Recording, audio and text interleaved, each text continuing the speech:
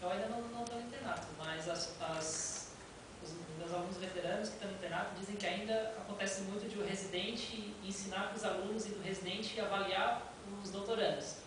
Eu queria saber se isso é válido, se isso pode acontecer, e se não pode, né, então seria o trabalho do preceptor, do próprio staff do hospital ou de um professor. O que acontece? Com o papel de coordenador, como que vocês podem fiscalizar isso, como que vocês podem controlar isso?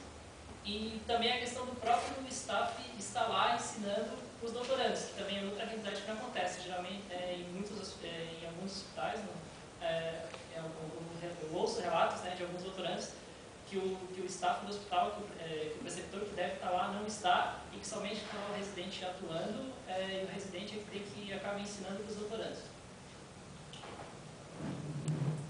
Eu penso que isso é uma situação que deve ser colocada para se discutir entre os nossos departamentos.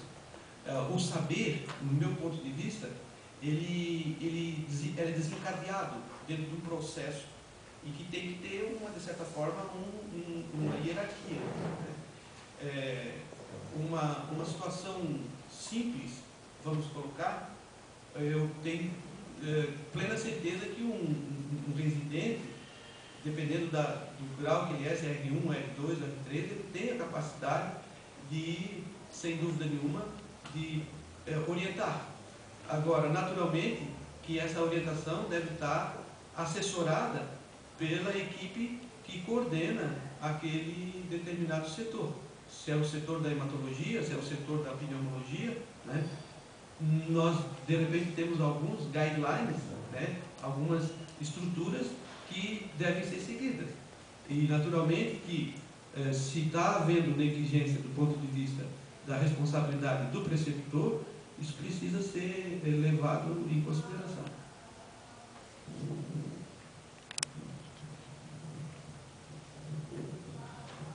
Um conceito pedagógico moderno muito interessante é que a criança aprende mais com os irmãos que com os pais. Quando tu aprofunda isso, vai entender pedagogicamente o que acontece, é que tu tende a imitar muito mais os semelhantes do que os demais. E quem é o mais semelhante do que tu? É teu irmão. Quem que é o mais semelhante ao doutorando? É o residente. Então esse processo é completamente natural e extremamente saudável. Ele só é equivocado quando o staff se ausenta. Mas o fato da permanente troca, e por isso a excelência e talvez a dificuldade de tu tirar da enfermaria o centro de ensino da medicina, é que se aprende muito na residência. Por quê? Porque tu aprende com o teu paciente e com todos os pacientes que estão ali, com os pacientes, com os teus colegas que estão com aqueles pacientes, entende? Então é muito concentrado. Eu alocar um professor num posto, eu vou dar um professor para atender 3 alunos. Eu alocar um professor numa enfermaria, são 3 residentes, 10 doutorandos, não sei quantos acadêmicos. Então essa troca doutorando-residente, ela é, eu acho que totalmente saudável.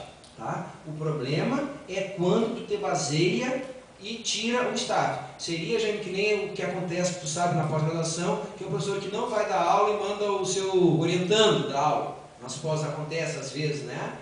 Manda na graduação, sem nenhuma supervisão, sem nenhuma questão pedagógica, coisa. Então, é ótima essa questão. Mas o tutor, seja professor, ou seja contratado do hospital, ou seja do posto, ou seja a pessoa treinada, tem que estar junto para fazer uma cadeia de troca.